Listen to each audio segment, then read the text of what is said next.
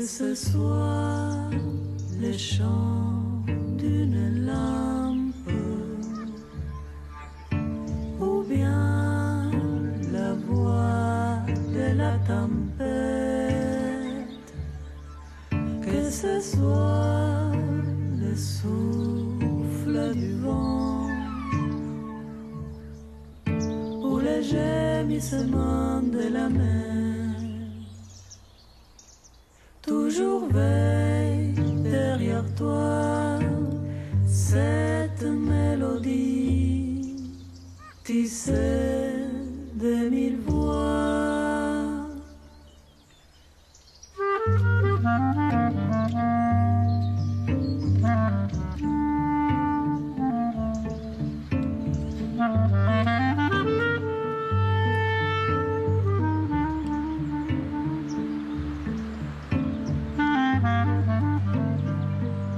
Nous sommes dans le vignoble du domaine d'Alcy-Prat, un vignoble qui fait à peu près une quarantaine d'hectares, qui a été constitué pour partie par mon père il y a à peu près une quarantaine d'années, et sur lequel je me suis installé avec lui pour lui succéder à partir du début des années 90.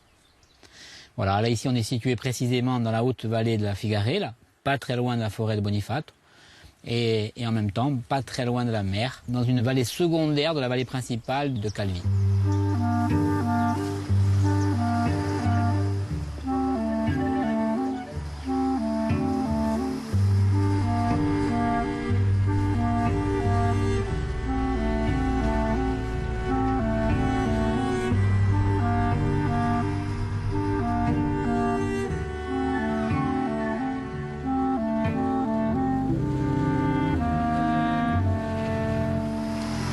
Le domaine d'Alcy-Prat, c'est 8 personnes qui travaillent à l'année.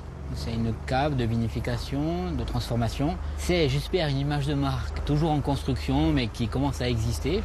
Et puis, c'est des produits corses qui se vendent majoritairement en Corse, mais qui aujourd'hui commencent à se vendre aussi en France continentale et à l'export. Donc, c'est à la fois être au contact de la terre, au contact d'un lieu, de ce qu'il peut apporter de meilleur, donc être dans l'observation très fine d'un lieu, et en même temps être ouvert sur le monde.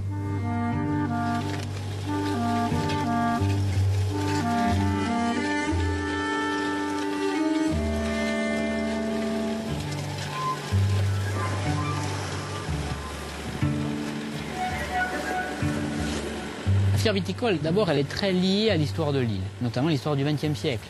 Il existait traditionnellement en Corse un vignoble dit domestique, c'est-à-dire où chacun ayant sa parcelle pour alimenter sa consommation familiale. Et puis, à partir des années 60, l'arrivée des rapatriés a généré un développement très rapide, très important du vignoble insulaire. On a planté énormément, très rapidement, sans avoir de préoccupation qualitative. Donc très vite, cette démarche-là, qui a mené le vignoble corse à plus de 30 000 hectares, a généré une crise qui a été très dure, très violente, et qui a été une crise économique, mais qui est allée au-delà des aspects économiques purement filières, puisqu'on peut se remémorer les événements d'Aléria, par exemple. Et donc cette crise a réveillé dans les consciences la nécessité de dire, voilà, mettons en place les outils d'affirmation d'une démarche et de régulation d'un système. Et donc les outils sur lesquels nous sommes structurés aujourd'hui, sur lesquels la filière Viti Corse est structurée, ont été en bonne partie mis en place à ces moments-là, avec notamment la mise en place d'appellations d'origine contrôlée, voilà, et puis d'autres outils de la filière, qui aujourd'hui, après donc 2 à 3 décennies de fonctionnement, j'allais dire, arrivent à plein régime, entre guillemets. Et c'est, je pense, une des grandes forces de la filière viticole aujourd'hui, c'est celle d'avoir mis en place, su mettre en place et su faire vivre ces outils collectifs. Économiquement, c'est la première filière agricole de l'île, une des rares filières corses à exporter sur des volumes financiers non négligeables. C'est probablement une des filières d'avenir aussi, qui peut envisager de se développer, d'augmenter ses surfaces, d'augmenter ses marchés.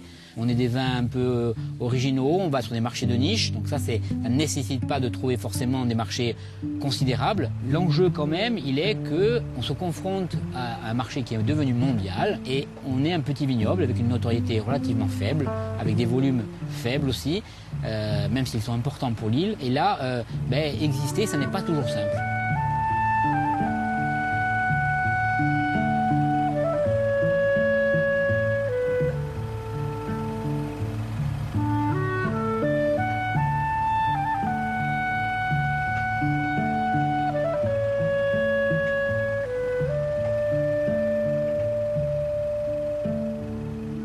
aujourd'hui, un des atouts principaux de cette filière, c'est d'avoir des cépages qui sont propres à l'île. Ça nous permet, lorsqu'on va sur les marchés extérieurs, de se distinguer en disant voilà, ben nous on fait des vins que vous ne trouverez nulle part ailleurs. Je ne dis pas qu'ils sont meilleurs que les autres, mais ils sont différents, ils ont quelque chose à dire. Et ça, c'est un travail de longue haleine qui a été mené avec la volonté de la filière, mais qui a été mené notamment par une structure de recherche qui a fait un travail de collecte des vieux cépages et qui a su les étudier et, j'allais dire, nous faire bénéficier de ce travail, puisque nous, aujourd'hui, nous plantons majoritairement ces cépages-là. On monte en charge dans la phase de réappropriation des cépages identitaires.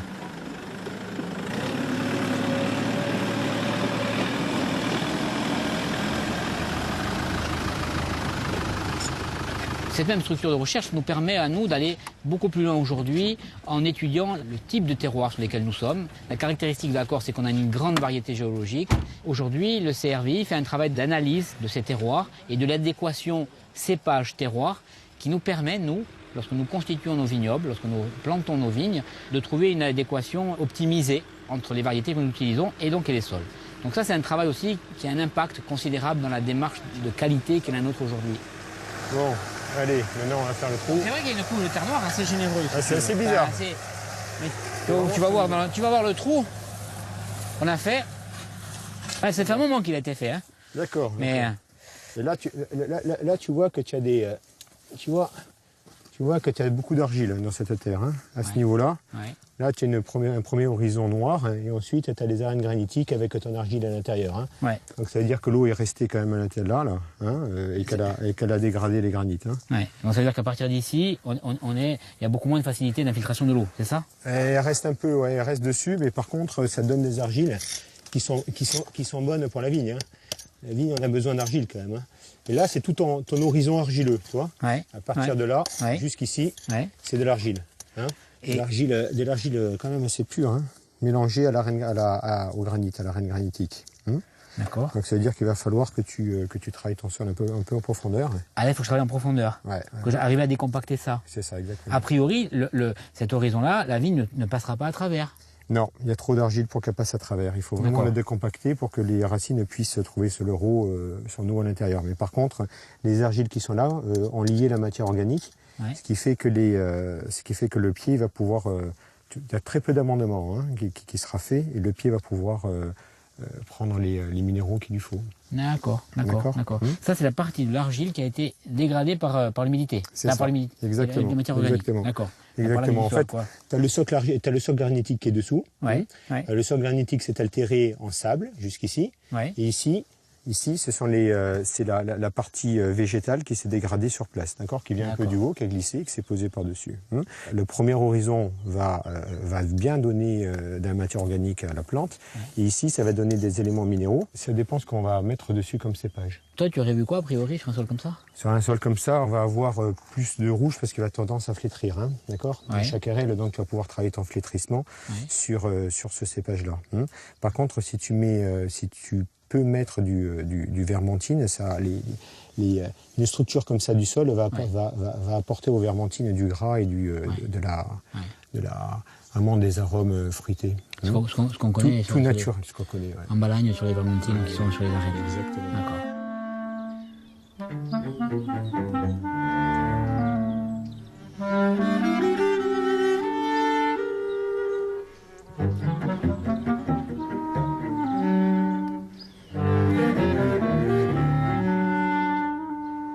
Ici, nous sommes sur la côte orientale et la côte orientale est formée de deux types de sols. D'abord, les sols qui sont issus de l'âge du Miocène, c'est des sols plutôt sableux. Et là, on est sur une butte justement du Miocène qui date de plusieurs millions d'années. Ensuite, derrière nous, il y a une plaine, c'est une plaine alluviale. Et cette plaine a été formée à peu près il y a 400 000 ans. Donc vraiment deux types de terroirs différents.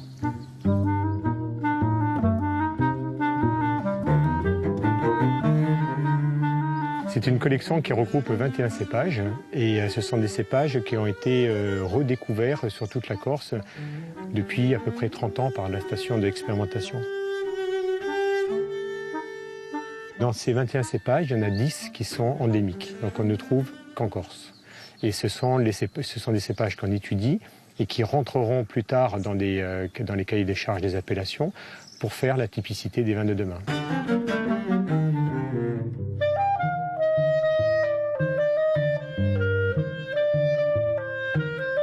Quand on étudie les cépages qui sont utilisés sur ces terroirs, le vigneron fait partie du terroir.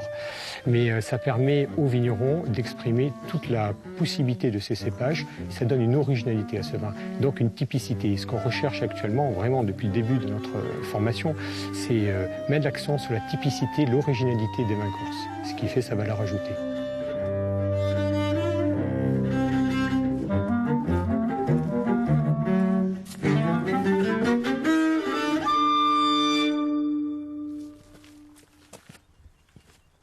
Le CRVI a été créé en 1982, après la grande crise viticole corse, qui a fait que le vignoble s'est un peu réduit comme peau de chagrin, puisqu'il est passé de 32 000 hectares à 8 000 hectares. Et la poignée d'hommes qui a décidé de construire la filière viticole à cette époque a eu une vision remarquable, la vision du produit identitaire. Et ces hommes ont dit, nous devons replanter nos cépages locaux, Nieluch ou Chacarel ou Vermentino.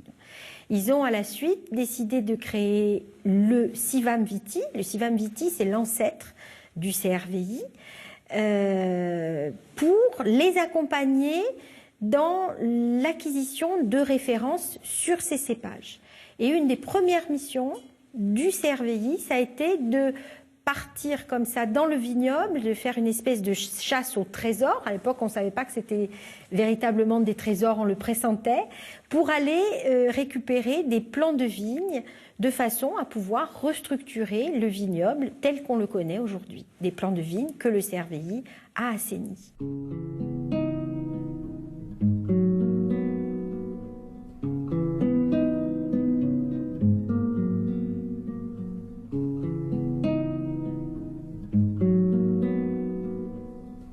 Le trésor du CRVI, ce sont toutes les bouteilles qui représentent chacune un cépage, un essai et qui racontent l'histoire du renouveau du vignoble corse à partir des années 80.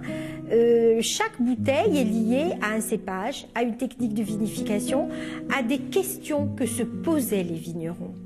Et les bouteilles que l'on vinifie en 2014, en 2015, répondent à autant de questions que se posent les vignerons.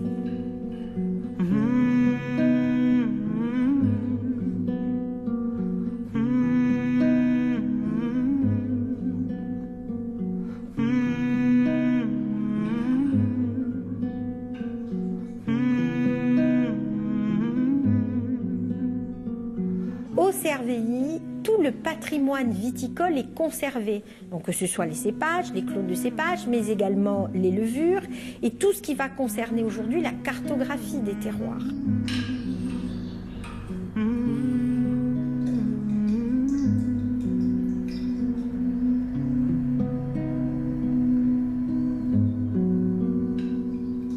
Le CRVI est une structure unique au niveau national. Elle couvre tout le spectre de ce qui peut faire la recherche vitivinicole.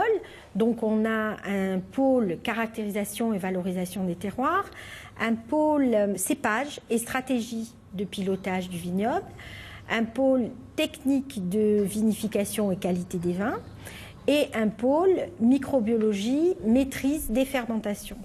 Dans ce dernier pôle, le CRVI a sélectionné 2 souches de levure naturelles, insulaires, dont une préserve l'acidité, ce qui représente un atout très important parce que justement avec le dérèglement climatique, on va peut-être aller vers des vins où les acides seront consommés par la chaleur.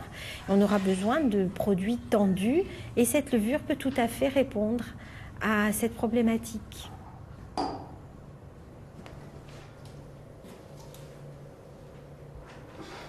Le CRVI a organisé sa recherche pour ce qu'on appelle le plan d'avenir 2015-2018 autour de 3 grands axes. Le premier, c'est maintenir et accentuer la qualité des vins dans un contexte qui devient de plus en plus exigeant. C'est-à-dire, il faut répondre aux attentes sociétales, il faut répondre aux attentes réglementaires, il faut aller vers une qualité sanitaire du vin quasi irréprochable. Et il faut aussi savoir s'adapter à l'évolution des marchés.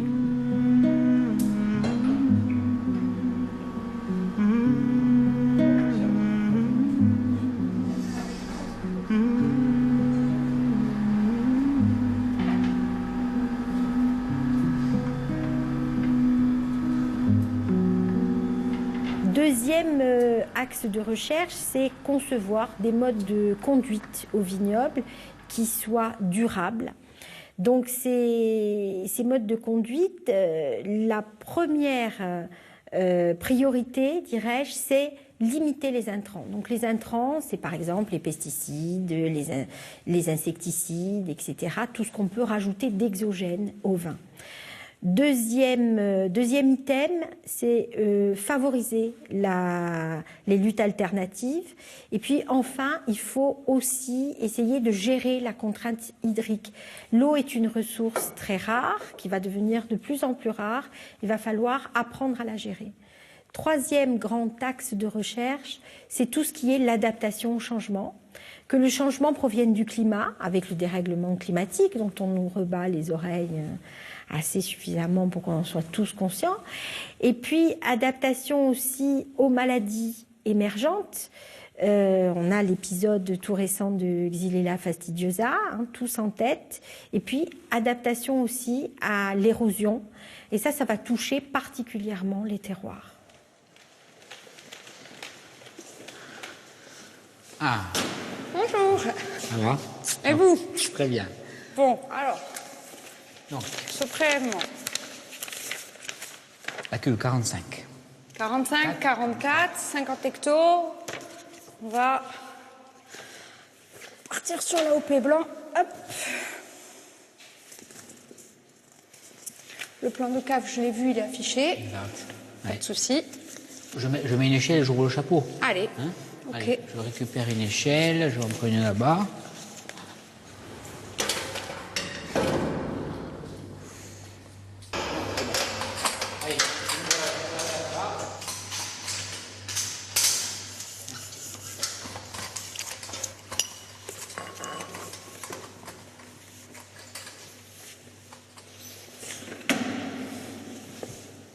On va purger. Allez. Robinet.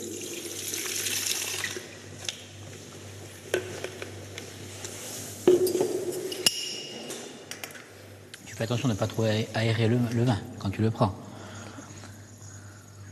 Et tout jeune, on ne le bouscule pas.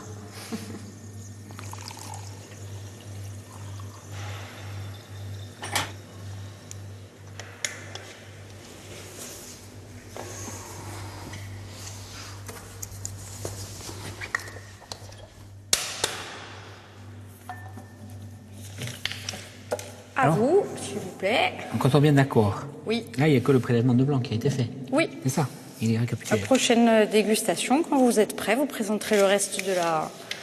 D'accord, et autres couleurs. Ouais, Ok, très bien, je signe où? le reste du millésime. Là. Là, on vous dépose les échantillons au labo. Oui. Dès qu'on a les résultats, on vous les envoie par mail. Et après, les échantillons passent à la déguste. Et si c'est favorable, vous pouvez commercialiser. Très bien, parfait, merci. Celle-là, je vous la laisse, c'est pour vous.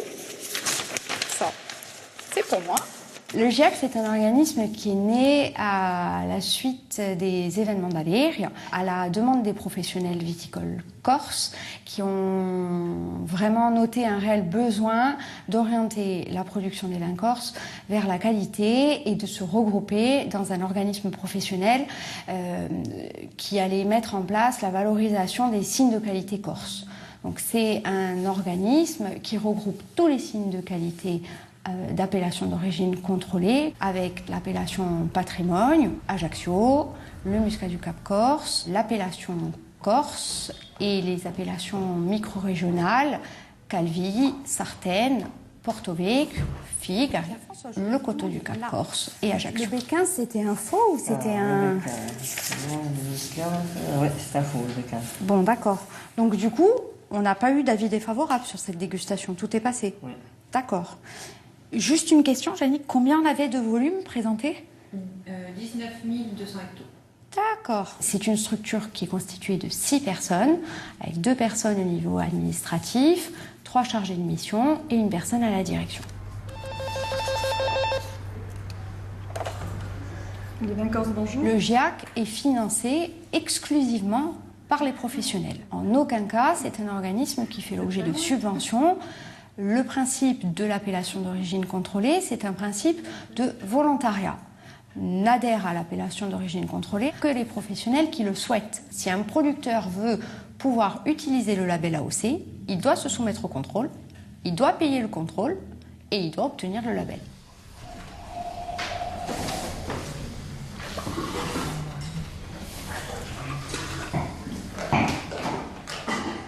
L'activité du GIAC couvre la totalité de la Corse. Nous nous occupons de 300 producteurs vignerons avec à l'intérieur une centaine de caves particulières et 5 caves coopératives. Les premiers types de contrôles qui sont faits sont des contrôles qui sont faits directement chez le vigneron. Les équipes du GIAC se rendent chez le vigneron qui, quand le produit est prêt à faire l'objet d'un prélèvement, donc va être prélevé pour ensuite être analysé dans un premier temps par un laboratoire, en l'occurrence le centre de recherche ou le laboratoire du Conseil général de Haute-Corse, puis va faire l'objet d'une dégustation. À la suite de ces deux contrôles, donc un contrôle analytique et un contrôle organoleptique, le vin aura ou pas la possibilité d'être commercialisé avec le label soit AOC, soit IGP, indication géographique Île-de-Beauté ou appellation d'origine contrôlée, soit, s'il n'a eu aucun des deux labels, vin de table. Dans tous les cas, si le produit a un avis défavorable, la commercialisation est bloquée et le produit ne peut pas être commercialisé tant qu'il n'obtient pas le label.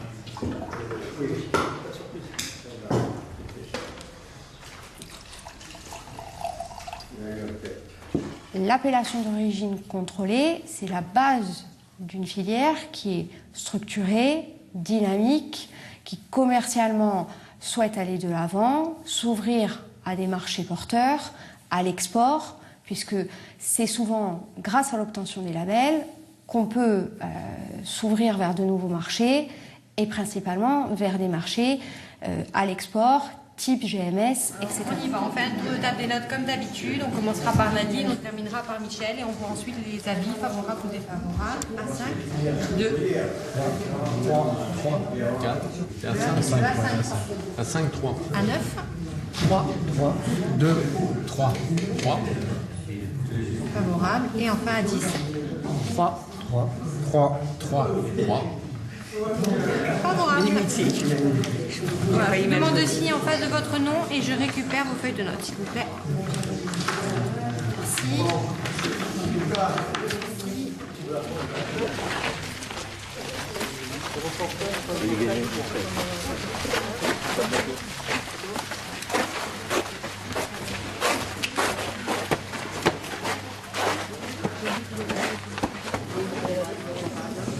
Allez, alors, nous on produit à peu près 160, 180 000 bouteilles par an, 70% sur le marché corse, 10% marché continental, 20% export. La politique de la maison, c'est d'essayer de développer l'export. On a agrandi notre vignoble, on fait plus de volume et on va en faire de plus en plus dans les années à venir. Aujourd'hui, on pourrait dire qu'on vend tout sur le marché local. Le marché local absorbe notre production. Mais d'abord, l'idée, c'est de dire comment fait-on pour partager nos marchés, pour diviser les risques, je dirais, ne pas avoir tous les œufs dans le même panier. Et puis, le deuxième élément, c'est aussi de se forger une culture export, de savoir ce qu'est sont les marchés extérieurs, comment on fait pour travailler à l'étranger, pour travailler loin. Enfin, quand on est à l'extérieur, on est obligé de se confronter à la concurrence internationale, donc une remise en cause permanente sur les produits que l'on fait, sur les packaging, sur la capacité administrative, technique, logistique que l'on a à se projeter sur des marchés lointains comme ça. Voilà. Donc ça a été une volonté et ça, je dirais, ça fait 2-3 ans que ça devient un axe fort chez nous. L'objectif, c'est de donner dans les 5 ans d'être à entre 30 et 40% d'export, de la production à l'export.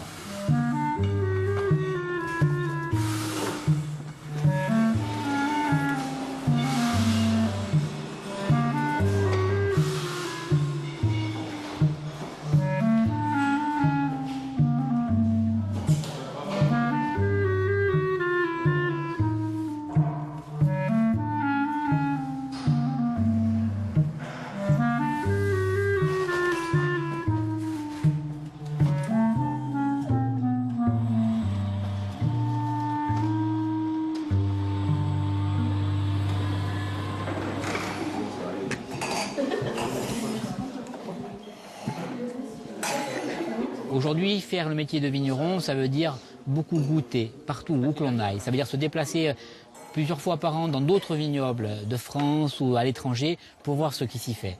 Et on s'aperçoit que ça bouge partout, que les gens cherchent, se donnent du mal. Donc nous, lorsqu'on est devant chacun de nos vins, on est toujours dans cette quête de mieux. On est un peu comme un artiste devant une toile blanche. À chaque fois, il est devant une nouvelle toile et il essaie de donner le meilleur de lui-même. Mais nous, à chaque vendange, à chaque cuvée, c'est un peu ça. Je n'aurais pas la prétention de dire que nous sommes des artistes, mais en tous les cas, nous sommes dans une quête qui dépasse l'individu, qui se positionne en termes de génération, sur des décennies, pas sur des années.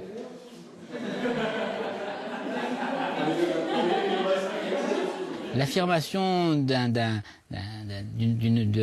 produit de qualité, entre guillemets, dès qu'il est connecté à une notion de terroir comme ça, qui est essentielle, c'est un travail de très longue haleine. Donc il a été commencé par mon père il y a très longtemps, il y a plus de 50 ans maintenant, plus de 40 ans, pardon, et puis moi j'ai pris la suite. Donc c'est exister exister dans le paysage viticole corse, essayer d'exister au-delà, et donc être bien au contact de ces réseaux, des goûts des consommateurs, tout en sachant que ce que l'on doit faire, les progrès que l'on doit faire, ne doivent jamais se déconnecter de l'essentiel qui est le rapport à notre terroir.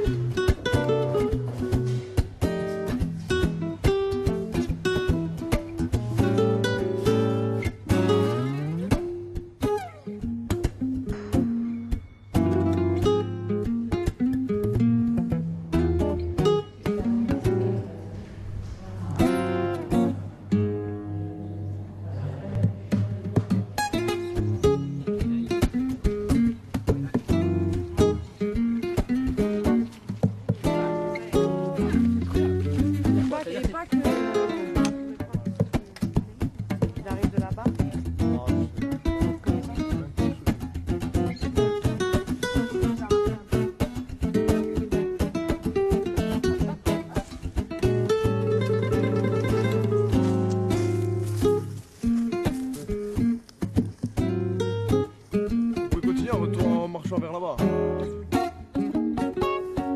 Toujours pareil, on un peu le même côté de la vigne. Ouais. Ok, je descends juste un peu plus. En matière de développement de commerce, puisqu'on est une filière qui aujourd'hui souhaite mieux valoriser sa production, donc vendre à des prix un peu plus élevés d'une part, et puis souhaite aussi progresser en termes de volume. Pour cela, étant donné que nous sommes nous sur un marché qui est par définition illimité, puisque c'est le marché insulaire, il faut se donner les moyens d'aller chercher des marchés à l'extérieur. À l'exception des caves coopératives qui représentent un volume important de la production insulaire et qui, elles, ont cette culture de l'export, chez les caves particulières, il a fallu acquérir ce savoir-faire, aller se confronter à l'extérieur, donc connaître le reste de la viticulture mondiale, connaître les acheteurs, présenter nos produits, être capable d'en parler, de convaincre les acheteurs. La filière ayant constaté qu'il y avait un réel besoin là-dessus, grâce à, d'une part, à des financements émanant de la filière et d'autre part à des financements publics, on a développé une forte politique de promotion à l'extérieur qui est menée par l'interprofession viticole, qui consiste notamment à, entre autres choses, à faire des salons, dans les grands salons internationaux, à se déplacer, à aller nous-mêmes parfois présenter nos produits à l'autre bout du monde. Ce qu'une cave particulière ne pourrait pas faire, ou ferait avec un effet relativement limité, le collectif, lui, peut le faire. Voilà. Donc lorsque la Corse va à New York, comme on l'a fait au mois d'avril passé, et on va y retourner bientôt, et que nous sommes une quinzaine de caves à y aller, une quinzaine de caves qui essayent de faire un événement, on arrive à exister. Voilà. Et donc ça c'est un des axes forts de la filière aujourd'hui, qui est la promotion collective. et j'allais dire qu'il commence à porter ses fruits. On voit bien qu'on commence à exister sur des marchés où jusque-là on ne pouvait pas vendre de vin. Alors donc, on est venu te voir aujourd'hui avec Lionel pour te parler des États-Unis et de l'opération 2016. Oui. Donc la réédition de ce qu'on a fait l'année dernière à New York. Oui. Donc là, je t'ai emmené le bilan 2015, puisque tu n'étais pas venu au débrief qu'on avait fait là en juillet. Donc un bilan plutôt positif, on va dire, sur toute la durée, puisqu'on a eu quand même beaucoup de professionnels et des professionnels de qualité. Donc Pierrick était assez content, environ 175 professionnels. Au moment des séminaires, à peu près 80 professionnels ont suivi les séminaires. Donc un bilan plutôt positif puisque tu as trouvé un importateur et que les autres ont réussi un peu à développer leur réseau. Et donc l'idée c'est suite au débrief, donc il y avait deux choses, c'était un petit peu long sur la durée, enfin c'était un peu trop presque même physique parce que c'était toute la journée plus le soir jusqu'à minuit. Donc on va peut-être essayer de réduire cette année. Ce qu'ils veulent les vignerons, c'est se développer aussi en Californie. Côte ouest. La proposition de cette année, c'est Los Angeles et New York. Moi, je suis sur une semaine. Ça avait été très positif l'année dernière. Mais le ressenti général, c'était ça aussi, d'ailleurs, de la part de tous les producteurs. Hein. Même ceux qui avaient déjà des importateurs, qui sont venus un peu amplifier leurs contacts. On a vraiment trouvé que c'était un événement qui avait été marquant, qui était réussi, on avait eu beaucoup d'échos, beaucoup de participants. Ouais, je pense que c'était qualitatif et puis original et puis ça nous correspondait bien. Ça nous correspondait bien et puis moi ce que j'avais beaucoup apprécié par rapport au salon que l'on fait à d'autres moments en l'année ailleurs, c'est qu'il y avait un vrai enthousiasme de tous les gens qui nous ont visités. Souvent, sur les salons, on a des gens qui sont un peu blasés, qui ont beaucoup de vin, qui cherchent éventuellement un complément de gamme, etc. Là, on a senti tous les dégustateurs, de manière générale, étaient très mais je pense qu'ils apprécient nos vins. J'ai vu la nuit en rosé à New York là quand je suis allée au mois de juin. C'était quand même... moi, j'ai trouvé délirant dans le sens où les gens, ils venaient me demander les vins. Ils venaient me demander du Clotet, ils venaient me demander du Domaine Paul, ils venaient me demander du Clos Ventoux. C'est que quand même, ça commence un petit peu... déjà, ça commence à prendre. Hein. Oui, bien sûr, bien sûr. Ce qui est bien aussi, c'est que ça valide la réflexion qu'on avait menée, à savoir sur quel pays on allait exporter. On a validé les États-Unis et aujourd'hui, on s'aperçoit que voilà, tout le monde commence à prendre. C'est un bon choix. On a des importateurs, on commence à faire des volumes. Donc ça, c'est vraiment... ça valide bien le choix, quoi. Donc c'est positif. On en avait parlé, c'était toi qui m'avais mis le... Tu te rappelles, on avait parlé en 2012, je me rappelle. Les États-Unis. Ouais. Et tu m'avais dit, il faut qu'on aille aux États-Unis, il faut qu'on aille aux États-Unis. Moi, ça fait des années que je pensais ça. Des années que je pensais ça. Juste une chose, et, au niveau des participants, l'année dernière, on était une douzaine. Tu sais si on sera plus nombreux cette année ou pas? On va envoyer le mail à l'ensemble des vignerons et on va élargir du coup. D'accord. Mais pour l'instant, je l'ai pas envoyé. C'est le premier vigneron que je vois. Donc, dès que j'ai la proposition de Pierrick où tout est cadré, en fait, du coup, je vais envoyer à tout le monde. Ok, bon, ça va très bien. Parfait. En fait, je pense pas qu'on en ait 10 en plus, mais peut-être un ou deux. Ouais, mais ce serait bien. Au moins ceux qui sont déjà importés et bien importés et qui travaillent bien. Mais au New York, c'est 11 millions d'habitants. Il y a de la place pour 12 ou 13 vignerons corse. Hein, même 20, je pense. Oui, je pense aussi. Les États-Unis, c'est... Dans un jeu qui s'est mondialisé, tout d'un coup, nous, on arrive avec une forte différence. Et cette différence, d'autres se diraient peut-être qu'on va un peu l'éroder, un peu l'habiller, etc. Nous, surtout pas. On arrive avec nos atouts et nos faiblesses, j'allais dire, mais on met tout sur la table. Et dans ce monde qui est en quête de sens, eh bien, notre démarche, elle est significative et elle trouve un écho favorable. Et le fait d'abord d'avoir un terroir qui est particulièrement identifiable. Une île, c'est très facile à identifier. Ensuite, on y arrive avec un patrimoine ampélographique, donc des variétés en termes de cépages qui sont particulièrement riches, qui font qu'on est probablement une des régions, au moins de France, à pouvoir affirmer une telle richesse, à la revendiquer avec autant de force. Ça, incontestablement, c'est un des atouts de notre filière aujourd'hui.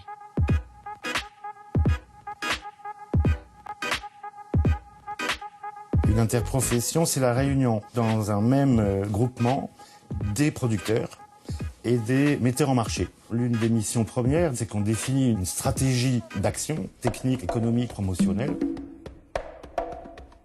La principale part, ce sont nos actions promotionnelles. Organiser la participation de la Corse à des salons internationaux, par exemple, qui peuvent être sur le continent, notamment à Bordeaux ou à Montpellier, mais qui peuvent être à l'étranger. Et là, c'est arrivé groupé, c'est arrivé uni, c'est arrivé avec un message qui peut être individuel, mais qui est quand même regroupé sous la même ombrelle, on va dire. Et finalement, leur proposer un service clé en main, moyennant un coût, pour participer à un salon international. Et finalement, vous n'avez plus qu'à prendre votre billet d'avion, arriver sur place, vos vins sont là, vos rendez-vous sont pris, et vous recevez vos importateurs, vos grossistes, vos distributeurs, vos clients, vos prospects. Et en ça, on les accompagne dans une démarche de commercialisation.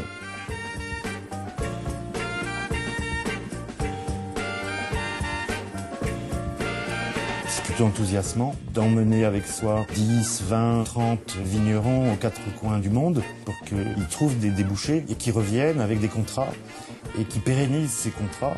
Et d'ailleurs, à ce titre, en l'espace de moins de 10 ans, on a doublé notre part de marché à l'export, ce qui montre bien que voilà, si on s'en donne les moyens, on peut obtenir des résultats.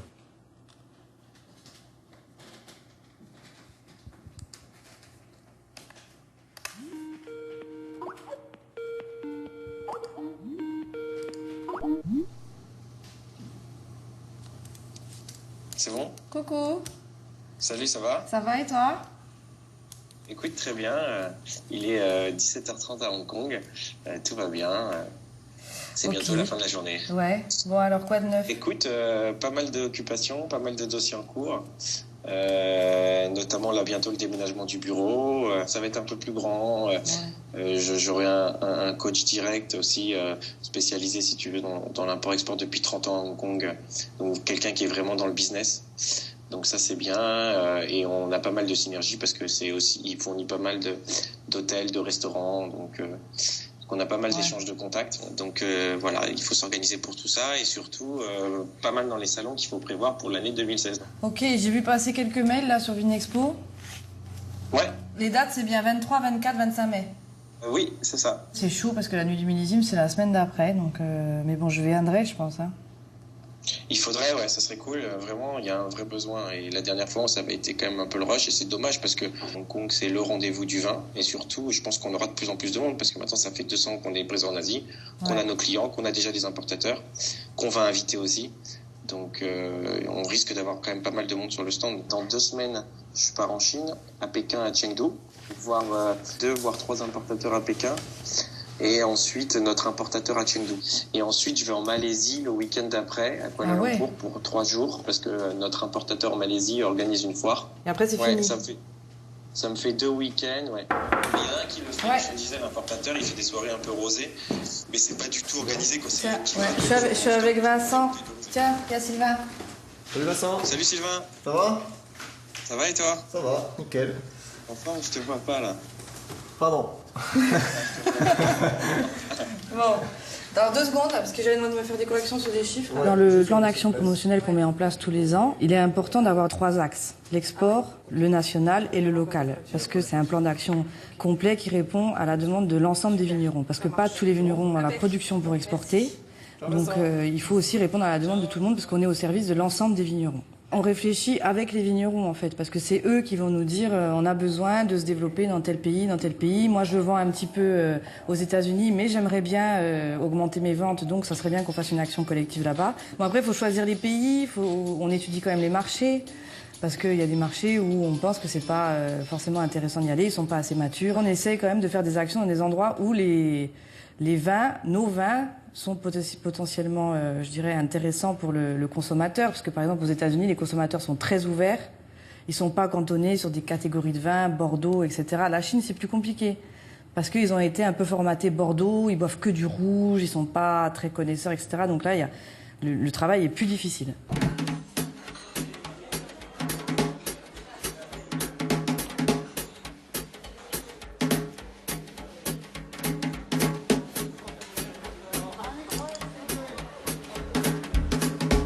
Quand on fait une campagne de communication, bon, c'est quand même très difficile parce qu'il faut que l'ensemble des vignerons adhèrent à ce qu'on va choisir. Donc on a un conseil d'administration, mais il n'y a pas les 110 vignerons qui viennent au bureau pour choisir la campagne parce que ça ne serait pas possible. Des fois, on est un peu décalé. Alors on a eu des demandes de revenir à des publicités plus traditionnelles, on en a fait d'ailleurs. Et on s'est rendu compte que finalement, les vignerons préféraient finalement l'inattendu, différent. L'idée, c'est surprendre. On est petit, on est moins de 1% de la production nationale. Donc à un moment donné, il faut qu'on se démarque.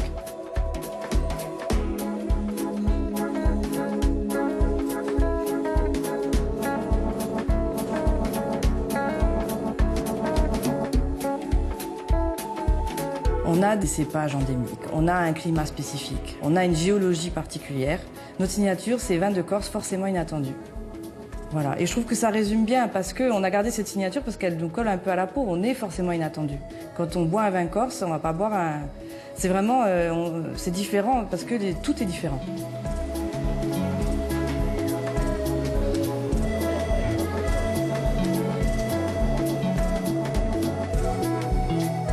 Il y a eu un gros travail qui a été accompli de la part des vignerons qui se sont déplacés, du progrès qui a été fait, je pense, aussi depuis 20 ans sur la qualité des vins. Et l'interprofession, les budgets qu'elle a mis, ont fait qu'aujourd'hui, on a une notoriété beaucoup plus importante. Et c'est tout un ensemble. Les vignerons, l'interprofession, le CRVI, le GIAC, c'est cette grande famille qui fait qu'aujourd'hui, on est reconnu internationalement par les plus grands sommeliers, par les importateurs. Donc c'est quand même quelque chose de super, je pense.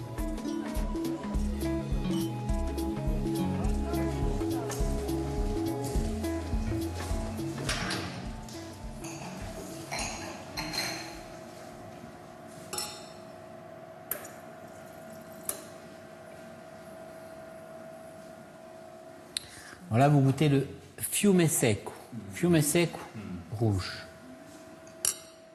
Ça sent bon. C'est léger, élégant.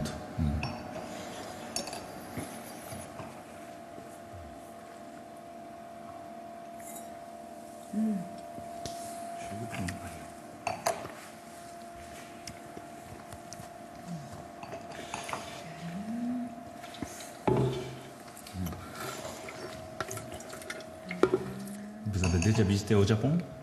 Non. Non. Non. Je suis jamais venu et je n'ai jamais vendu de vin. Non. Non, je connais pas du tout. Je connais pas du tout.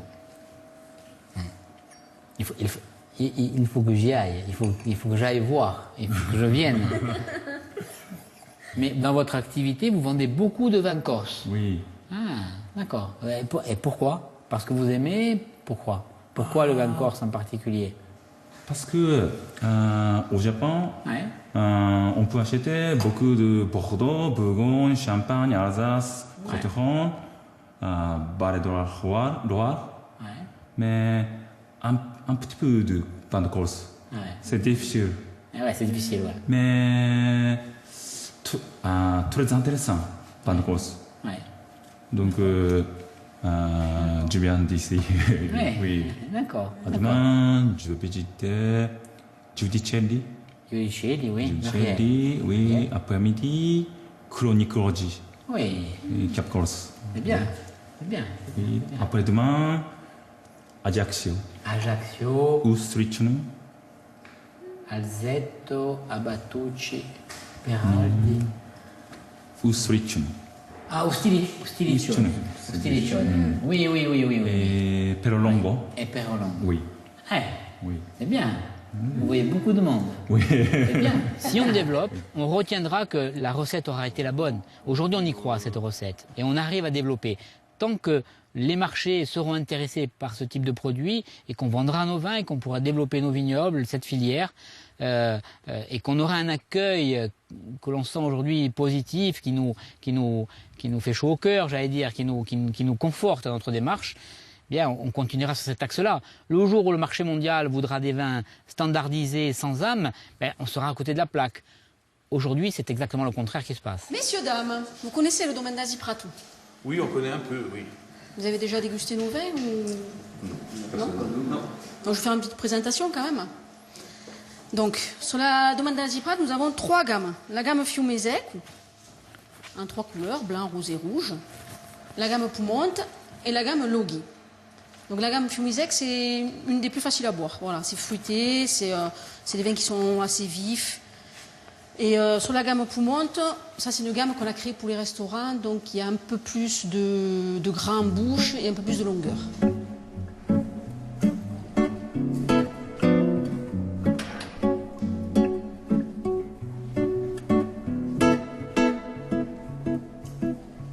Donc on travaille exclusivement sur du Vermentino pour les blancs, 100% Chacarel pour les rosés. Et après, nous faisons un assemblage de Chacarel et Nieluch pour les rouges. Là, sur le Piemonte, vous n'êtes pas sur les mêmes millésimes, parce qu'en fait, il a 12 mois d'élevage. Une partie en tronconique chêne, une partie en cuve béton, pour le Piemonte rouge. Et ces deux rouges, Altichel et Inidiu, ont été élevés 16-17 mois dans des œufs ovoïdes, des cuves ovoïdes en forme d'œuf en béton que vous voyez juste là. Après, je vous propose, monsieur, pour la dégustation, si vous voulez.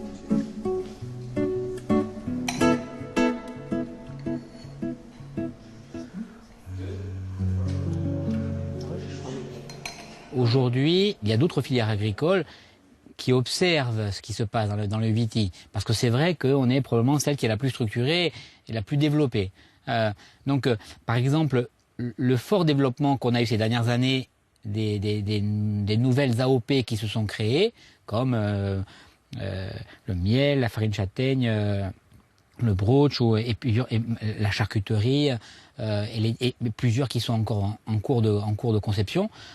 C'est, je pense aussi, le résultat d'une observation d'un système qui a fonctionné dans une autre filière insulaire. Donc, de fait, je ne dirais pas qu'on est un exemple, mais en tous les cas, on est observé et les autres filières, je pense, dans la construction qui est la leur, avec leurs contraintes, se nourrissent pour partie de ce qu'on fait dans le viticole.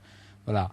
Après, je pourrais dire aussi que la force d'être une filière organisée, ça nous crédibilise aussi vis-à-vis des marchés, bien sûr, mais vis-à-vis aussi des décideurs publics. C'est-à-dire qu'il est plus facile d'aller proposer un projet de développement d'un secteur agricole lorsque il y a 2-3 interlocuteurs pour la filière qui tiennent le même discours, qui ont les mêmes attentes exprimées auprès des décideurs publics. Donc, incontestablement, le fait d'être structuré peut être pris comme un exemple en tous les cas et puis est facteur de développement.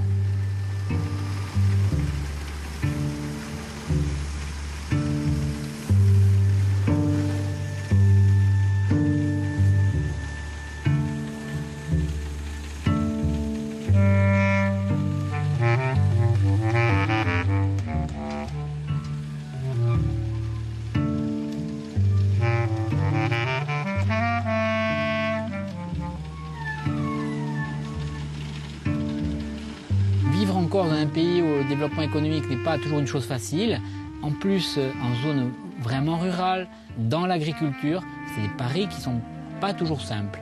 Donc parvenir à faire vivre des familles sur une exploitation comme celle-là, enfin grâce à une exploitation comme celle-là, parvenir à repousser le maquis qui envahit toujours de plus les terres qui étaient précédemment cultivées, à le contenir en tous les cas, parvenir à vendre une image positive, valorisante de la Corse à l'extérieur de l'île, tout ça, oui, ça nourrit la motivation et ça amène une certaine fierté, c'est vrai. Toujours veille derrière toi cette mélodie tissée de 1000 voix. Et plus, c'est quoi? Plus, c'est être toujours à l'écoute et toujours plus en accord avec l'environnement dans lequel j'évolue. Être dans un accord qui soit le plus productif au sens qualitatif du terme, toujours plus fin, toujours plus attentif, et puis et le faire comprendre. Que ce soit le souffle du vent ou le gémissement de la mer, toujours veille derrière toi cette mélodie tissée